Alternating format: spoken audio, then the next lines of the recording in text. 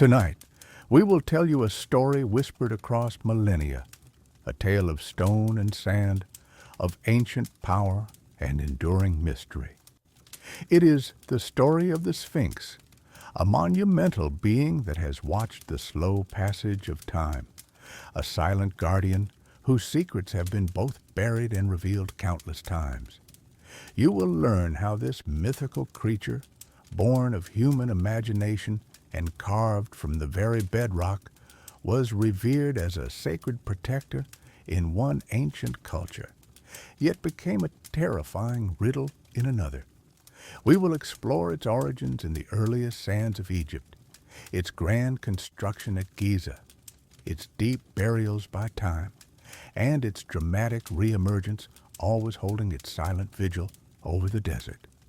Oh, and if you enjoy these stories, please consider liking this video, subscribing to the channel, and leaving a comment with your suggestions for future topics. New sleep stories are released here every day. All right, find a comfortable spot, perhaps lie down, and let your body sink into the soft surface beneath you. Take a slow, deep breath, feeling the air fill your lungs, and as you exhale, let go of any tension. Our journey begins not in the desert, but in the realm of ancient beliefs, where the Sphinx first took shape in the human imagination. Today, I will tell you a story that is more than 4,500 years old, a story of a creature that embodies the mystery and power of antiquity, of a silent guardian whose face is turned toward the rising sun, the story of the Sphinx. You will learn how this stone giant arose from the sands of time, why it became a symbol not only of Egypt, but of eternal mystery, and how people throughout the millennia have tried to solve its silent secret. We will embark on a journey through the ages, from its first mentions in ancient myths to its modern status as a world wonder, standing guard over forgotten secrets.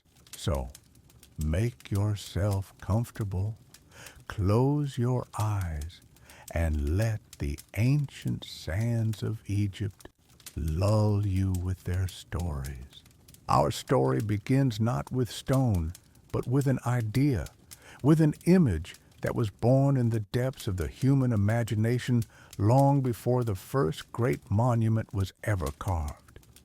Imagine a creature with the body of a mighty lion, embodying strength and royalty, and the head of a human, symbolizing wisdom and reason. This is the Sphinx, one of the most recognizable and mysterious creations in human history. Its image did not originate in one place, but evolved in different cultures, acquiring its own unique characteristics. In the very heart of ancient Egypt, long before its colossal figure rose above the Giza plateau, the idea of the Sphinx already existed. For the Egyptians, the Sphinx was first and foremost a protector. It was a being that guarded sacred places, temples, and tombs from evil and desecration. Its powerful lion's body symbolized the pharaoh's strength and his ability to protect his land, while the human head, often bearing the features of the ruling monarch, emphasized his wisdom and divine origin. The Egyptian Sphinx was a symbol not only of physical might, but also of intellectual superiority, as well as the connection between the earthly ruler and the celestial powers. It was the embodiment of power, order, and divine protection. In Egyptian mythology, sphinxes were often associated with solar deities such as Ra or Horemakhet, which means Horus in the horizon. Their placement at the entrances to temples or along avenues leading to sanctuaries was not accidental. They stood guard, ready to repel any evil forces that might threaten the sanctity of these places. Thousands of such statues, smaller in size, were created in different parts of Egypt. Some of them had the heads of rams, symbolizing the god Amun, or falcons, associated with the god Horus. However, the most majestic and famous form became the Sphinx with a human head, which often represented the pharaoh himself. These beings were benevolent to the righteous and merciless to those who tried to disturb the peace of the dead or defile the sanctuaries. They were part of a complex system of beliefs where every symbol had a deep meaning and served a specific purpose in maintaining cosmic order, or Ma'at. The Egyptians believed that these stone guardians possessed a living energy capable of protecting their civilization from chaos. However, when the image of the Sphinx crossed the Mediterranean Sea and reached the lands of ancient Greece, its character underwent significant changes. The Greek Sphinx was a completely different creature.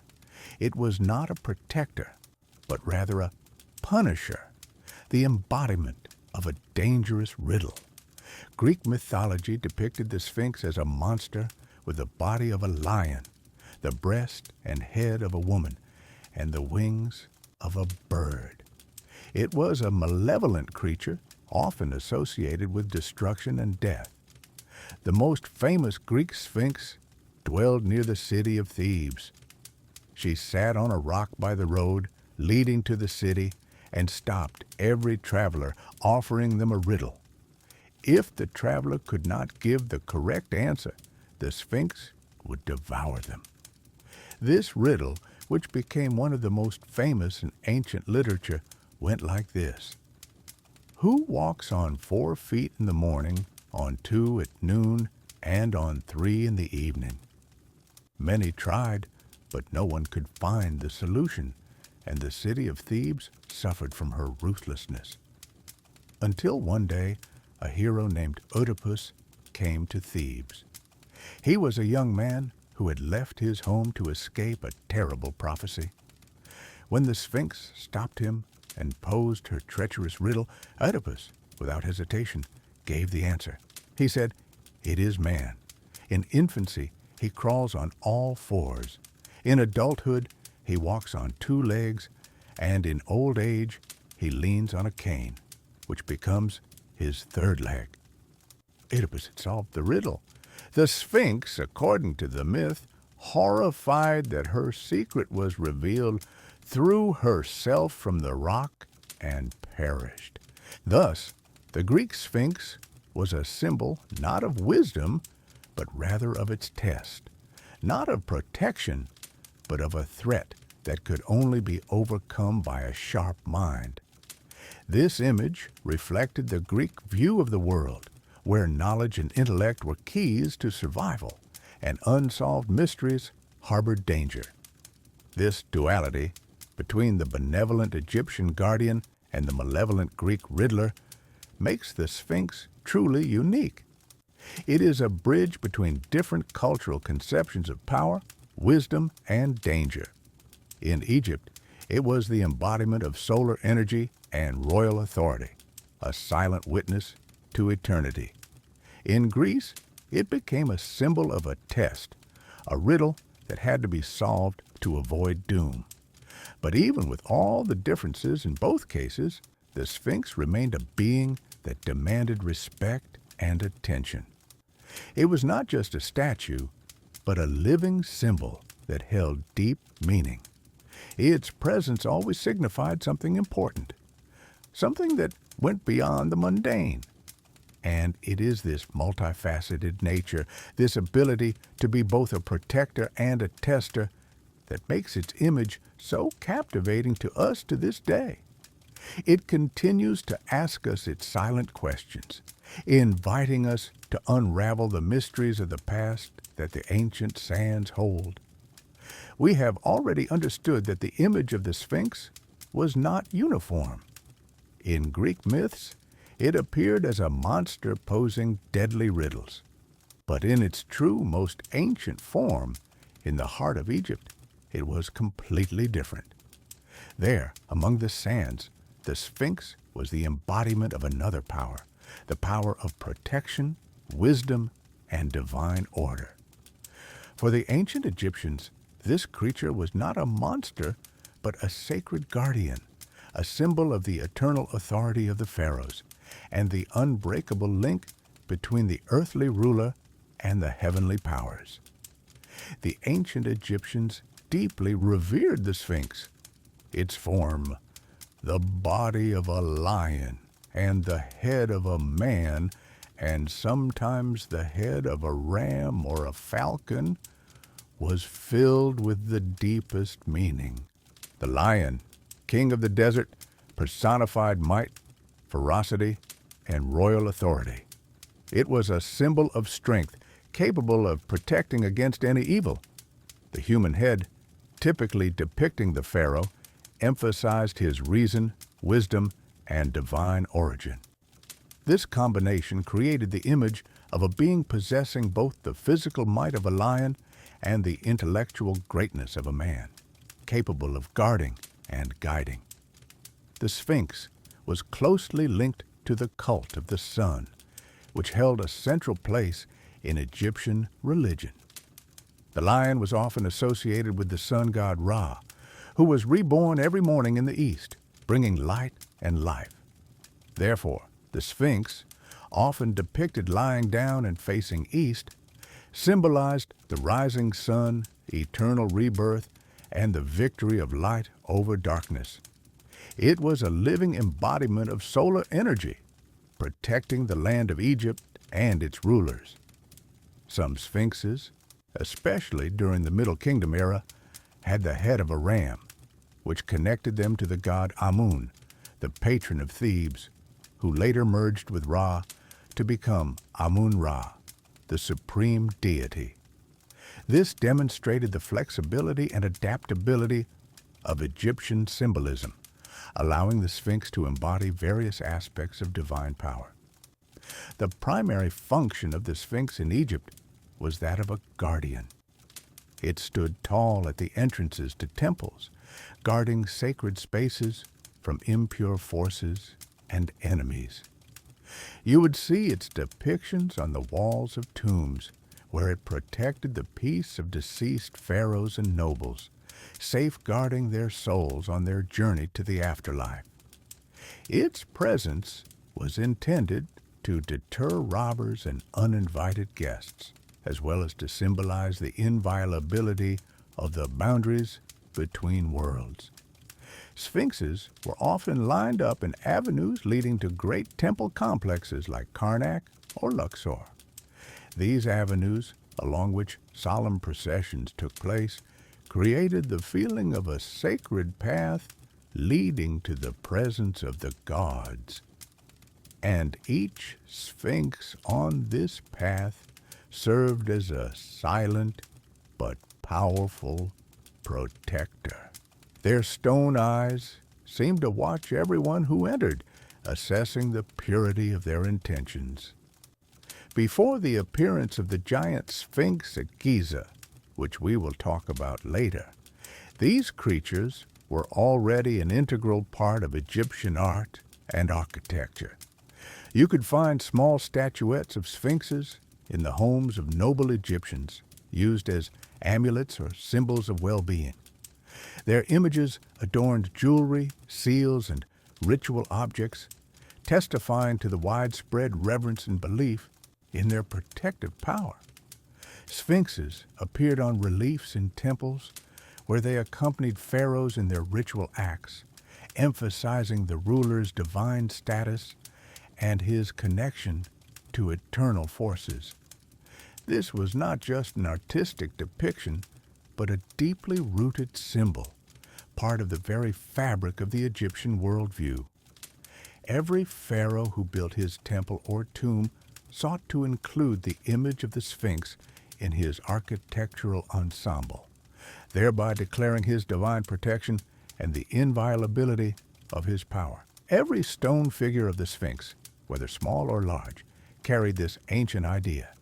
Egypt is protected, its king is unshakable, and its gods are benevolent. The Sphinx was not just a statue, it was a living embodiment of faith, guarding the land and its people for millennia. It was this image, the image of a mighty guardian embodied in stone that found its most majestic and mysterious expression in what we know today as the Great Sphinx of Giza, one of the most recognizable and ancient structures on Earth. Imagine the vast Giza Plateau, where the desert sands meet the fertile Nile Valley. Here, on the west bank of the river, a monument was created that would guard its secrets for centuries, protecting the tombs of the pharaohs. Most scholars agree that the Great Sphinx was erected during the Old Kingdom in the period of the Fourth Dynasty, around the middle of the third millennium BCE. It is closely associated with the pharaoh Khafre, whose pyramid, the second largest on the Giza Plateau, stands nearby. Khafre, the son of the famous Khufu, builder of the Great Pyramid, supposedly ordered the Sphinx to be carved from a natural rock formation that already existed on the site. This was not simply construction, but rather a gigantic sculptural work, transforming a natural element into a work of art and a symbol of power, which for the ancient Egyptians was equivalent to an act of creation, almost sacred in its essence. The Great Sphinx is a colossal figure of a lion with a human head, facing strictly to the east, toward the rising sun. Its length reaches approximately 73 meters, 240 feet, and its height, at the highest point, the head, is about 20 meters, 66 feet. Just imagine the scale of this creation. It is like a 5-story building carved from a single piece of stone, as if growing out of the earth itself. The lion's body was carved directly from the limestone massif that was part of the plateau. To give it the desired shape and stability, and also to create smoother surfaces, some parts of the Sphinx were faced with additional blocks of limestone quarried right there from the surrounding area. These blocks were used for the paws, sides, and other details that required more precise finishing. Originally, the Sphinx looked very different from how it does today. Its surface was covered with a layer of plaster and brightly painted. Traces of red ochre, yellow, and blue pigments have been found on its body and face, indicating that in antiquity it was much more vibrant and lifelike, not just a gray stone, but a colorful and majestic symbol.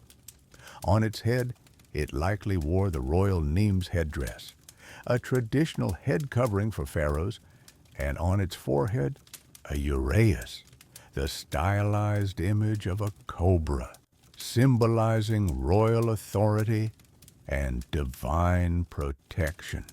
It is also believed that the Sphinx had a ceremonial beard, which broke off over time. Fragments of it are now kept in museums, telling their own story.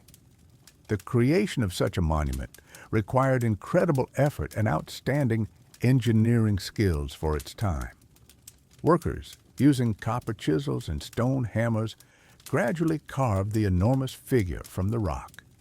It was a slow and laborious process, requiring immense organization of labor, coordination of many people, and precise planning.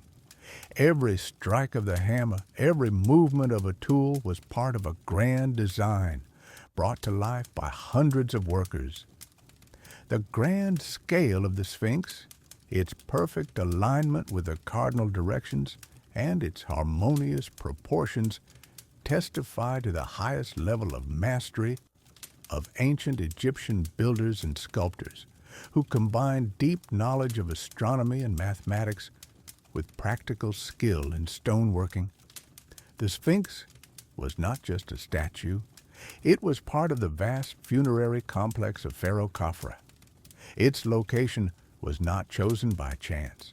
It sits before the eastern entrance to Khafre's mortuary temple, which was connected to his pyramid by a long covered causeway.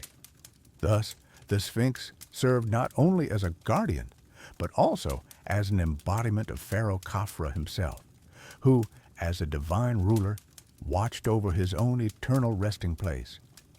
The Great Sphinx of Giza stood as a colossal guardian, carved from the very bedrock of the plateau, a powerful symbol of pharaonic might and divine connection, likely created for Pharaoh Khafre. Its unique form, that of a lion with a human head, embodied both immense strength and profound wisdom. However, the desert is an ever-shifting sea of sand, and even the mightiest monuments are not immune to its relentless embrace. Over the centuries that followed its creation, the winds, carrying fine grains of sand, ceaseless and patient, slowly but surely began to reclaim the colossal statue, burying its body, then its massive paws, until only its majestic head remained visible above the undulating dunes, a silent sentinel gazing across a transformed landscape. For generations, the Sphinx lay partially submerged, a testament to both human ingenuity and nature's unstoppable force. Yet, even in its partial obscurity, its presence was profound and its mystery only deepened. Centuries later, as the New Kingdom dawned, the desert had almost entirely swallowed the Sphinx, leaving only the crown of its head exposed to the relentless sun. The monument, once a proud symbol of a pharaoh's power, had become a forgotten giant, its lower body lost beneath mountains of sand. It was during this period that a young prince, Thutmose, son of Amenhotep II, found himself on a hunting expedition near the ancient site. Weary from the chase, he sought respite in the shade of the Sphinx's colossal head, falling asleep at its very feet. In his slumber, the Sphinx, embodying the sun god Horemakhet, Horus in the horizon, appeared to him in a vivid dream. The divine creature spoke, its voice like the rustling of ancient papyrus, promising Thutmose the throne of Egypt if he would only clear the sand that suffocated its body and restore its former glory. Upon awakening, the prince, deeply moved by this divine encounter, recognized the profound significance of the dream. He understood that the Sphinx was not merely a stone carving, but a living, powerful deity, a manifestation of the sun god himself, and a direct link to the divine legitimacy of kingship. True to the Sphinx's prophecy, Thutmose ascended to the throne, becoming Pharaoh Thutmose IV. His first act as pharaoh was to fulfill his sacred vow. He orchestrated a massive undertaking to clear the Sphinx, mobilizing vast numbers of laborers to painstakingly remove the accumulated sand. This monumental effort revealed the entire statue once more, bringing its magnificent form back into the light of day. To commemorate this pivotal event and to solidify his claim to the throne, Thutmose IV erected a large granite slab known as the Dream Stele between the Sphinx's paws. This stele inscribed the story of his prophetic dream and his subsequent act of devotion, ensuring that the tale of the Sphinx's rebirth and the pharaoh's divine mandate would be remembered for all time. Following this grand restoration by Thutmose IV, the Sphinx entered a new era of profound reverence and active maintenance, its symbolism resonating deeply through successive dynasties of the New Kingdom and beyond. It was no longer merely a monument from a distant past, but a living, breathing deity, Horemakhet, Horus in the horizon, whose power and presence were intrinsically linked to the well-being of Egypt and the legitimacy of its rulers. Pharaohs of this period, keenly aware of the Sphinx's immense age and its connection to the sun god, made pilgrimages to its site, performing elaborate rituals and making offerings at its base. They understood that honoring the Sphinx was equivalent to honoring the divine order itself, a powerful affirmation of their own authority and a safeguard against chaos. Great kings like Amenhotep III, father of the revolutionary Akhenaten, continued the tradition of veneration. His own stele was placed near the Sphinx, further associating the reigning monarch with this ancient power. Later, pharaohs such as Seti IV and his illustrious son, Ramesses II, both titans of the New Kingdom, undertook significant restoration projects. They repaired eroded sections of the Sphinx's body, reinforced its structure, and added new casing stones to protect it from the elements. Ramesses II, in particular, was known for his extensive building programs and his keen understanding of how monumental structures could project eternal power. For him, the Sphinx was a tangible link to the earliest days of Egyptian civilization, a symbol of continuity and divine favor that he sought to emulate and harness for his own reign. His efforts, and those of his predecessors, ensured that the Sphinx remained a vibrant, active cult site, a place where the people could connect with the divine and where the pharaoh could demonstrate his piety and his sacred duty to maintain order and prosperity. The Sphinx, therefore, became an enduring symbol of eternal kingship, a silent, powerful guardian that witnessed the rise and fall of dynasties, yet itself remained steadfast.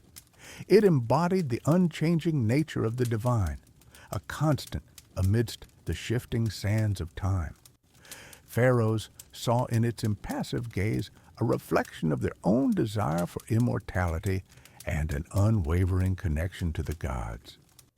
Even as Egypt faced periods of internal strife, foreign invasion, and shifting political landscapes, the Sphinx stood as a timeless reminder of its glorious past, a beacon of stability and the enduring strength of the land. Its very presence reinforced the idea that Egyptian civilization, like the Sphinx itself, was divinely ordained and destined to last forever. Its image appeared on scarabs, amulets, and temple reliefs, disseminated throughout the land as a ubiquitous symbol of protection, wisdom, and royal power. However, despite these continuous efforts of restoration and reverence, the desert remained an ever-present force. As the New Kingdom eventually gave way to the later periods of Egyptian history, with their increasing political fragmentation and external pressures, the meticulous maintenance of the Sphinx gradually waned. The once grand rituals at its base became less frequent. The systematic clearing of sand less rigorous. The relentless desert, with its whispering winds and shifting dunes, began its patient work once more. Slowly, almost imperceptibly at first, the sands began to creep back, accumulating around the Sphinx's base, then climbing higher up its body. The monumental efforts of Thutmose IV and his successors, while preserving the Sphinx for centuries, could not halt the inevitable march of nature. The Sphinx, having risen from the sand, was destined to be swallowed by it again, receding from full view and becoming once more a mystery partially hidden beneath the golden desert, awaiting another age of rediscovery. Yet, even with its divine patronage and the dedicated royal upkeep it received for many generations, the inexorable march of time and the relentless power of nature would eventually reclaim the Great Sphinx. The very environment that cradled it, the vast, shimmering expanse of the Sahara, held within it the forces that would slowly, patiently, and without malice, begin to re-engulf this colossal guardian.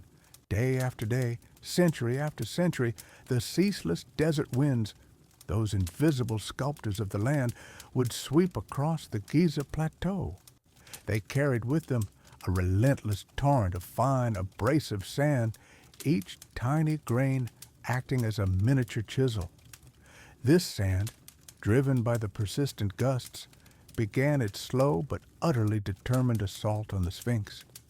The softer limestone, from which much of the Sphinx was carved, offered little resistance to this constant bombardment. Slowly, imperceptibly at first, the intricate details of its noble face and the powerful contours of its body began to soften, blurring under the relentless friction of the wind-borne particles. This erosion, though significant over millennia, was only one part of the story of its disappearance.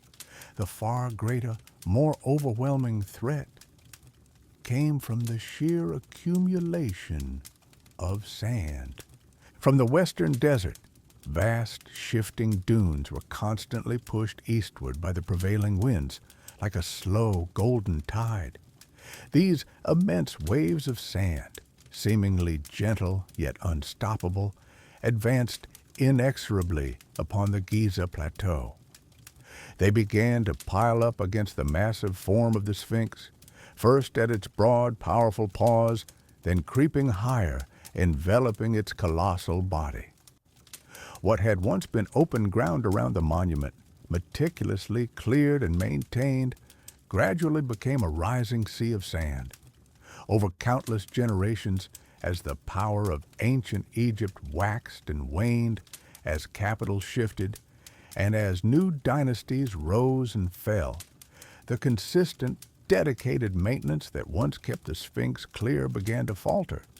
The regular efforts to remove the encroaching sand, which required immense manpower and royal decree, became sporadic, then ceased altogether for long stretches of time. The desert, ever patient, seized its opportunity, slowly reclaiming its dominion. The Sphinx, this magnificent symbol of eternal kingship and divine protection, slowly, almost reluctantly, disappeared from view.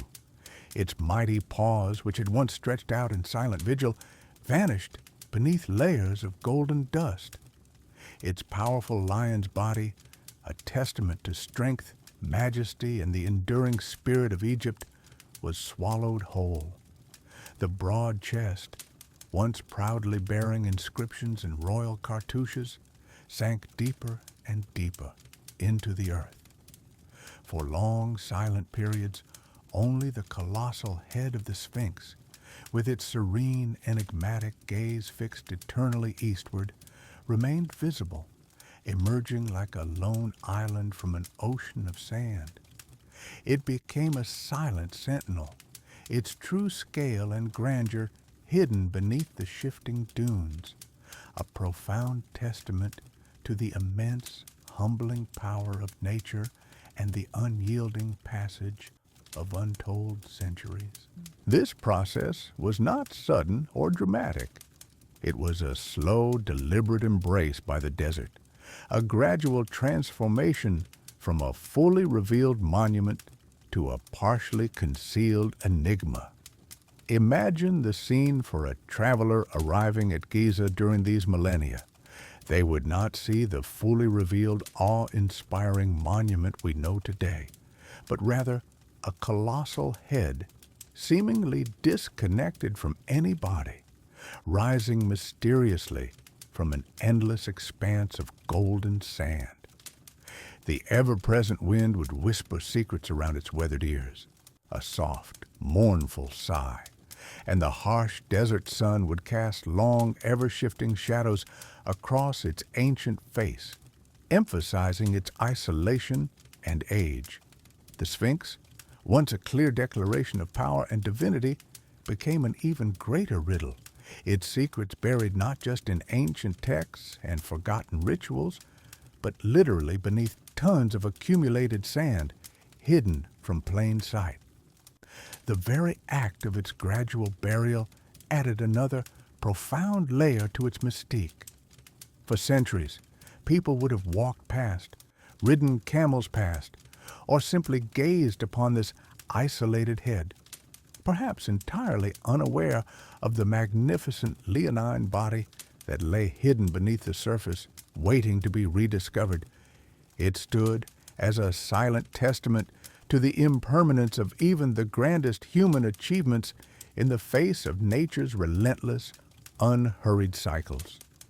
The Sphinx, in its slow descent into oblivion, transformed from a symbol of active divine protection to a poignant emblem of the profound passage of time, a monumental sculpture patiently waiting for a future awakening, for the moment when human curiosity and determination would once again reveal its full form.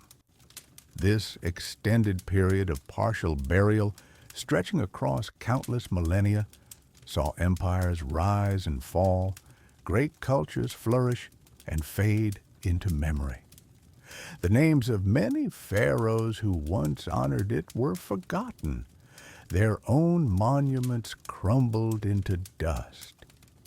Yet the Sphinx, even in its state of partial concealment, endured.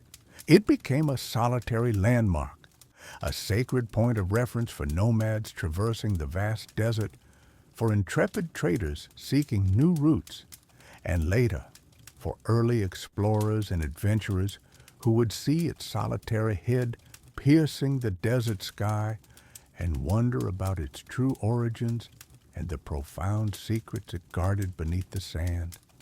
Its majestic form, though largely hidden, continued to evoke a powerful sense of the sacred, the ancient, and the immeasurable, hinting at the vast untold history buried alongside it.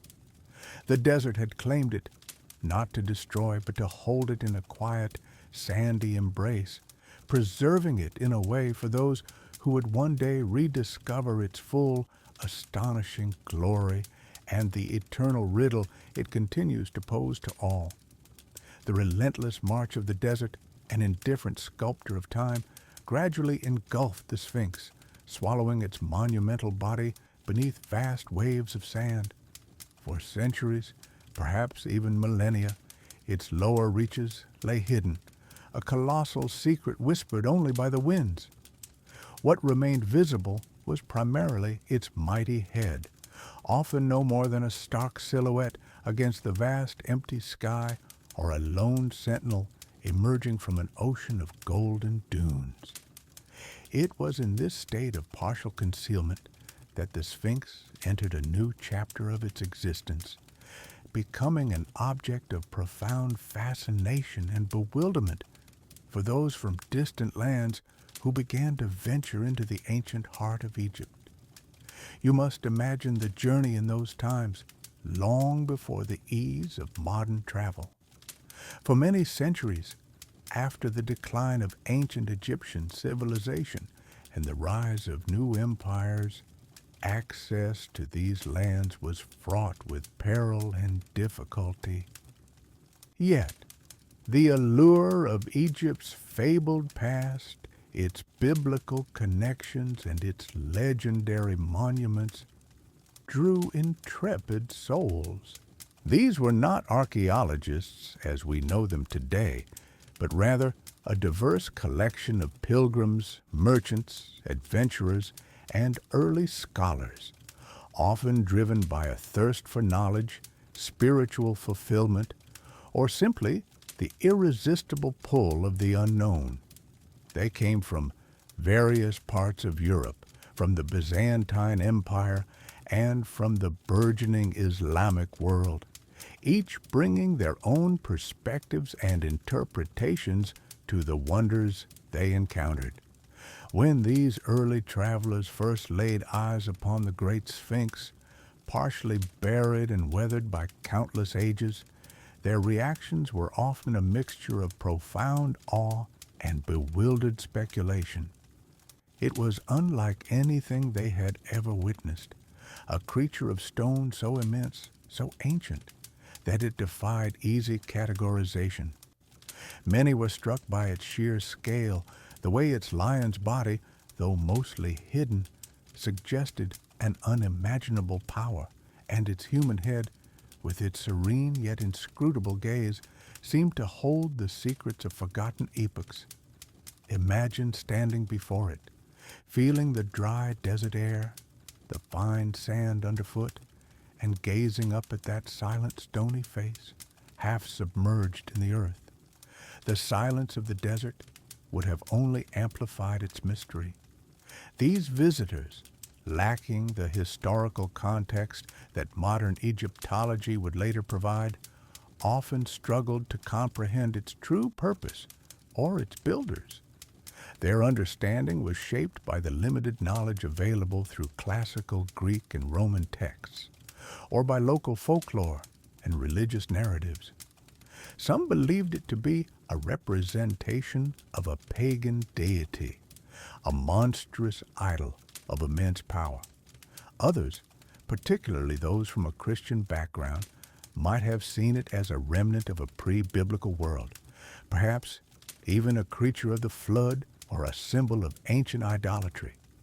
The Sphinx, in its visible fragments, invited wild theories and imaginative interpretations, each adding another layer to its already complex enigma. Many of these early encounters were documented through written accounts, often in journals or letters that found their way back to Europe. Some travelers also commissioned artists to render the colossal monument. These early illustrations, while often lacking in precise anatomical accuracy or true scale, vividly captured the sense of wonder and otherworldliness that the Sphinx evoked. You might see depictions where its features are exaggerated or where it appears more animalistic, reflecting the awe and perhaps a touch of fear it inspired. These drawings, crude by today's standards, nevertheless played a crucial role in disseminating the Sphinx's image and sparking an ever-growing curiosity among European intellectuals and the public. By the late medieval period and into the early modern era, as trade routes opened and scholarly pursuits gained momentum, the Sphinx, even in its partially buried state, became an iconic landmark for anyone venturing to Egypt. It was a mandatory stop on any grand tour of the ancient world, a testament to a civilization that seemed to defy time itself.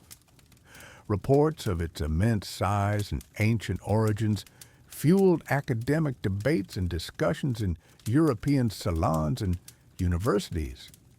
The question of who built it and why became a recurring theme, often intertwined with theological and philosophical inquiries about the origins of civilization and the nature of ancient wisdom.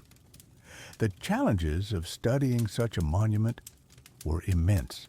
The sheer volume of sand that enveloped its body presented an insurmountable barrier to comprehensive examination. Travelers could only observe its exposed features, make educated guesses about its hidden form, and rely on fragmented local traditions or highly speculative ancient texts. There were no systematic excavations, no scientific methodologies in place.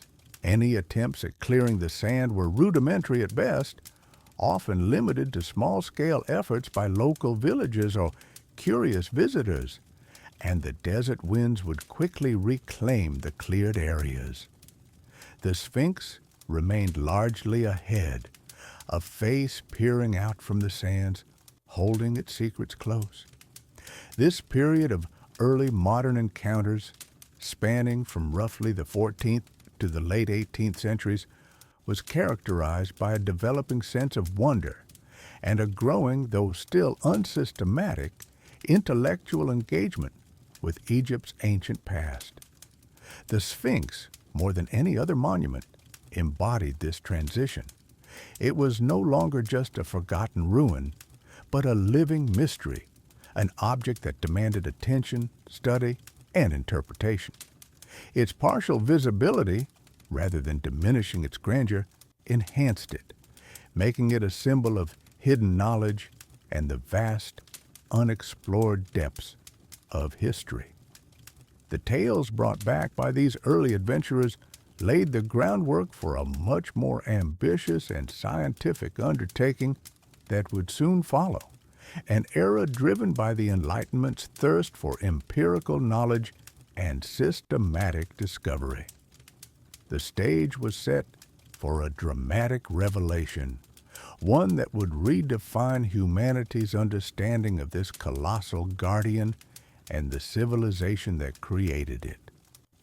The riddle of the Sphinx, though still unsolved, was about to be approached with a new kind of intensity and purpose as the world prepared to look not just at its head, but to uncover its entire, long-buried form.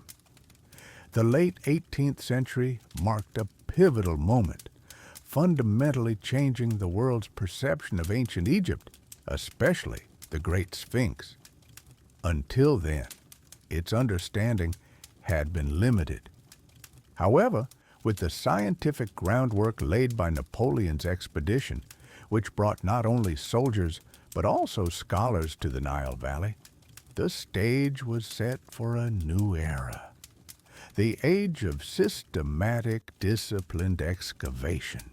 The initial curiosity and raw wonder that had captivated earlier European travelers would now give way to rigorous scientific inquiry, aiming not merely to observe its weathered, partially buried surface, but to uncover the monument's profound secrets and understand its essential place within the grand tapestry of ancient Egyptian civilization. In the early years of the 19th century, the first truly significant efforts to fully unearth the Sphinx began, moving beyond casual digging or treasure hunting. Among the pioneering figures who dedicated themselves to this colossal task was Giovanni Battista Caviglia, an Italian explorer and archaeologist with a deep fascination for ancient wonders. In 1817, with crucial financial backing from the British Consul General in Egypt, Henry Salt, Caviglia undertook extensive, large-scale excavations around the Sphinx. His team, comprising hundreds of local workers, meticulously removed vast quantities of fine, shifting desert sand that had accumulated around the colossal statue for centuries, often reaching depths of many meters. It was during these arduous efforts, under the relentless Egyptian sun, that Caviglia made a significant rediscovery, the famous Dream Stele. This large granite slab erected by Pharaoh Thutmose IV vividly recounted the prince's divine encounter with the Sphinx and his sacred promise to clear the monument from the sand in exchange for the throne. This tangible link reconnected the monument to a specific, dramatic historical event, reigniting scholarly and public interest in its hidden narratives. While Caviglia's work was indeed substantial, revealing the Sphinx's massive chest and substantial portions of its powerful paws, the sheer, overwhelming scale of sand drift in the Giza plateau meant that a complete, lasting unveiling remained a monumental, almost insurmountable challenge for the time. The desert, in its silent yet utterly relentless march, continued to reclaim what human hands had sought to uncover, often burying newly cleared sections within weeks or months. As the 19th century progressed, the nascent field of Egyptology gained considerable academic momentum, attracting increasingly dedicated scholars and administrators committed to methodical research. One of the most influential figures to emerge during this period was Auguste Mariette, a brilliant French Egyptologist who arrived in Egypt in 1850. Mariette possessed a profound understanding of the critical importance of systematic excavation and, crucially, the long-term preservation of ancient sites. He was instrumental in establishing the Egyptian Antiquities Service, a groundbreaking and visionary institution dedicated to protecting Egypt's unparalleled heritage from haphazard looting, destructive amateurish digging, and illicit trafficking. While Mariette's primary focus extended across numerous vital sites, including the sacred Serapeum at Saqqara, his rigorous, methodical approach and administrative reforms profoundly influenced all subsequent archaeological work at Giza, including efforts at the Sphinx. Under his direct guidance and the newly implemented regulations, further, more coordinated attempts were made to clear the Sphinx, but the sheer enormity of the task, coupled with the persistent natural forces, meant that fully uncovering it remained a distant goal. The desert winds constantly swept new, towering dunes against its ancient form, making any progress ephemeral without truly permanent large-scale solutions for sand management. It was in the late 19th and, most significantly, the early 20th centuries that the most decisive and ultimately successful steps were taken towards fully liberating the Great Sphinx from its millennia-long sandy embrace. Gaston Maspero, Mariette's distinguished successor as head of the Egyptian Antiquities Service, continued the systematic efforts with unwavering dedication.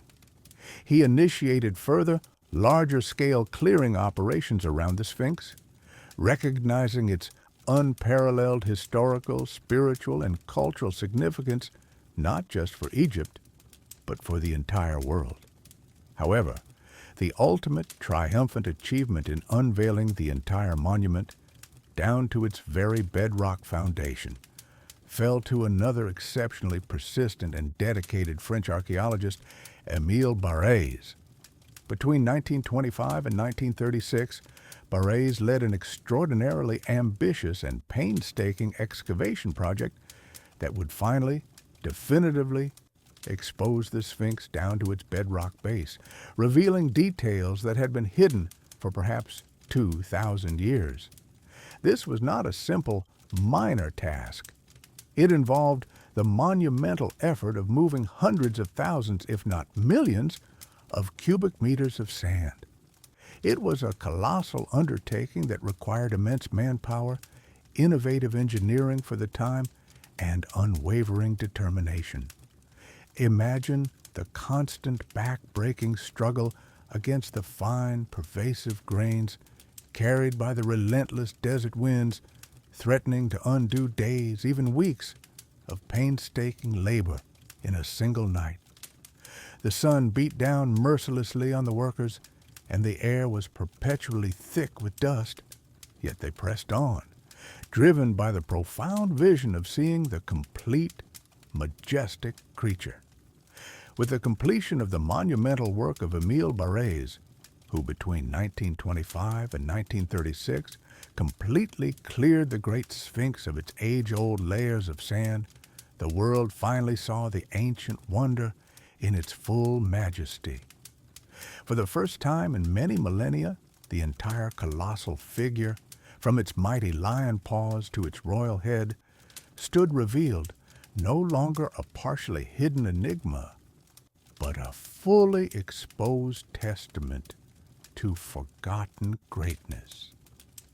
This final comprehensive unveiling immediately cemented the Sphinx's status as a global icon.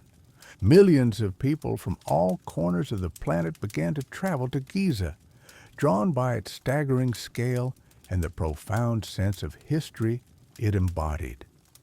It became, and remains to this day, the quintessential symbol of ancient Egypt, a silent, powerful guardian eternally gazing to the east. However, this full exposure, while a triumph for archaeology and a spectacle for all humanity, also brought a new set of serious challenges for the venerable monument. The very elements that had once protected parts of it, hiding them beneath the desert's embrace, now mercilessly attacked its open surfaces. The relentless wind, carrying abrasive sand particles, began its slow but ceaseless work of erosion. The sharp, often extreme temperature fluctuations between scorching hot days and cool nights caused the limestone to expand and contract, leading to cracks and flaking. Furthermore, a rising water table from the fertile Nile Valley, exacerbated by modern irrigation, posed a significant threat to its foundations, causing salt crystallization within the porous stone and weakening its structure from within. The preservation of the Sphinx has become a paramount task, a continuous and evolving battle against time and nature. Early restoration attempts, particularly those in the mid to late 20th century, sometimes involved the use of modern materials like concrete. These materials, though seemingly strong, ultimately proved harmful. They reacted poorly with the ancient limestone, trapping moisture and accelerating its decay. This led to a crucial shift in approach. Today, conservators employ far more delicate and sympathetic methods, often relying on traditional techniques and materials that are compatible with the original stone. They meticulously repair damaged sections, reinforce weakened areas, and implement strategies to mitigate environmental degradation, such as improved drainage systems to control the water table. Every intervention is now carefully considered, a delicate balance between preservation and a deep respect for the Sphinx's authentic antiquity. Yet, even as the Sphinx stands fully revealed and carefully guarded, its fundamental mysteries continue to fascinate and challenge our understanding. Perhaps the most persistent and debated enigma concerns its true age. While conventional Egyptology attributes its creation to Pharaoh Khafra, the builder of the second pyramid at Giza, some alternative theories propose a much more ancient origin. These hypotheses often point to geological evidence, specifically the pattern of vertical erosion seen on the Sphinx's body and the walls of its enclosure. Proponents argue that such weathering could only have been caused by prolonged exposure to heavy rainfall, a climate that prevailed in Egypt thousands of years before Khafra's reign, suggesting an age that could predate the established dynastic periods by millennia. Although mainstream archaeology largely dismisses these claims due to a lack of corroborating archaeological data, the debate itself highlights the profound uncertainty of the Sphinx's past. The precise methods of its construction also remain a source of wonder. How did the ancient Egyptians, using relatively simple tools, carve such an enormous and intricate sculpture from a single, vast ridge of natural bedrock? The sheer scale of the undertaking, the precision of the carving, and the coordination of the workforce involved continue to inspire awe and generate countless theories. From the practical use of copper chisels and stone mauls to more speculative ideas involving lost technologies. Its original name is another fascinating puzzle.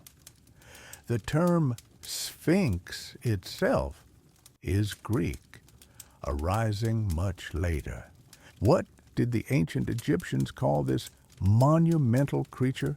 Was it Hor-em-Akhet, meaning Horus in the horizon, a name associated with it in later texts, or did it have another earlier designation? Was it intended solely as a portrait of Khafra, or did it embody a more universal divine concept transcending a single pharaoh's identity? These questions remain unanswered, adding layers to its enigmatic presence. Furthermore, persistent rumors and theories of hidden chambers or secret passageways beneath its massive paws or within its colossal body continue to fuel the popular imagination. While numerous non-invasive surveys using ground-penetrating radar and other modern technologies have been conducted, no definitive proof of such hidden compartments has ever been confirmed by archaeological excavation. These rumors, however, reflect an innate human desire to uncover deeper truths, to believe that such an extraordinary monument must hold even more profound secrets. The Great Sphinx, therefore, stands not just as a relic of a bygone era, but as a living, breathing testament to the enduring power of history and the relentless quest for knowledge. It is a silent guardian, a keeper not only of the Giza necropolis, but of time itself, witnessing the rise and fall of civilizations, the shifting of the sands, and the unending march of human exploration. Its gaze, fixed on the eternal sunrise, invites contemplation, connecting our fleeting present with the unimaginably distant past. It reminds us that some mysteries are not meant to be fully solved, but rather to inspire perpetual wonder.